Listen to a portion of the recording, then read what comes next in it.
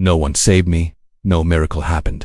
I saved myself one habit at a time, one waking up before the world does, before the noise, before the scroll. That's when I meet myself, and I never miss that meeting, to making my bed. Not for neatness, for momentum, win the first fight of the day. 3 cold showers. 60 seconds of discipline.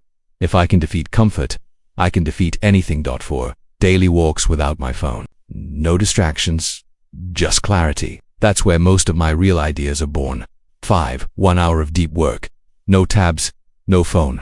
Focused, brutal, productive. 6 lifting heavy physically, mentally. Iron sharpens everything. 7 drinking water like it's my superpower, because it is. 8 reading 10 pages a day. It rewired my thinking. My brain stopped craving chaos and started craving growth. 9 journaling. Some days messy, some days deep.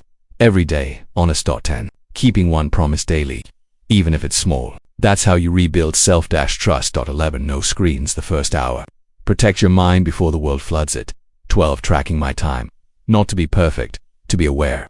Most people don't even know where their time bleeds. 13 saying no a lot. Not to be rude, to stay dangerous. 14 silence every night. No music, no content. Just me and the weight I carry.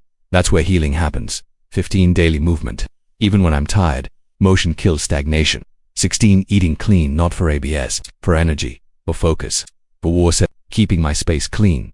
Outer chaos equals inner chaos. I clean like my life depends on it, because sometimes it does.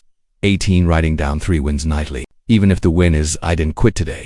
19 speaking to myself with respect. If I don't have my own back, who will? 20 reminding myself daily, no one's coming to save me. I am the rescue plan. These 20 habits didn't change me overnight. They changed me slowly, painfully, permanently. It was never about motivation. It was about repetition, stacking tiny wins, building identity, evolving in silence, because the loudest transformations always happen quietly.